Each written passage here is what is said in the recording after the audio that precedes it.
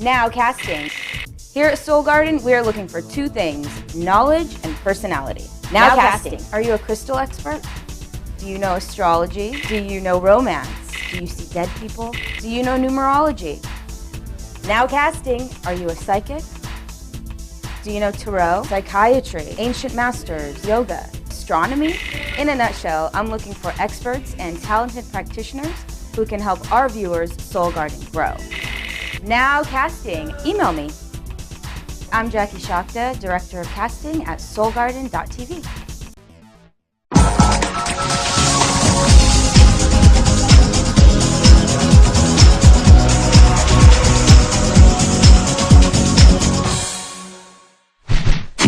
Hello, Your Honor, and welcome back from the weekend. Well, definitely introverted, cloudy, and guarded, perhaps emotionally offline. The moon is in Taurus. It started in Taurus late Saturday night, definitely was most of the vibration on Sunday, and certainly is carrying the vibration today. That makes you emotionally hyper-aware of boundary consciousness. Now, boundaries, says the universe, is really one of the biggest places you can change your life in the next year if you're a Libran. It is the boundary placement that has, in many cases, thrown your scales off balance. It is where you draw your boundaries. And every Libra I talk to in a personal reading, and I've had a lot of you guys and girls, they always drill down to, you tolerate it, you tolerate it, you tolerate it, you tolerate it. Every time you tolerate is a lack of boundary, by the way. You tolerate it, you tolerate it. Oh, the scales went, oh, you come out shooting, you know, everything goes crazy. You had probably 1,000 times to not get out of balance. But the Libran, trying to be cool, doesn't draw the boundary. Learn from a Scorpio. Now, in the next year, Jupiter is going to help you see boundaries in a bigger context. And in the next week, you might have a little bit of a boundary breakdown. This might be someone seeming to betray you. This might be you realizing you've been lied to. This might realize you're lying to yourself. Where what seemed like a boundary ain't a boundary, right?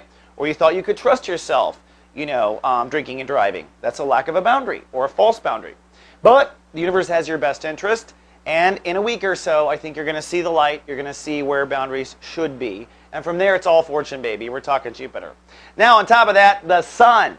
While you're worried about intimacy and boundaries, you're focused on career and legacy. We're in Chapter 1 of Sun in Cancer. And the Librans are actually doing an upgrade on career. Now, you might have some career issues or career concerns. We had a Uranus-ruled day on Saturn Day to Sunday. And so there might have been some breakdown around legacy and career issues. And I want you to know there's good news ahead. There's going to be a solar eclipse between Thursday and Friday, which is going to do a huge healing on Libras when it comes to where they see themselves in the world and the role they play. Part of the reason you Librans aren't in full power, a lot of you are not happy with career, you write me all the time, is because your ego is not representing correctly, and like I just said, your boundaries aren't representing correctly. Do you really want all of your success now when you can screw it up like that? The universe really is caring for you. So be gentle on yourself and recognize things with career might break down a little bit, but there's a blast of healing coming in a few days. And it was just like this a year ago this time, so play back and see how you felt around the 4th of July about career and legacy.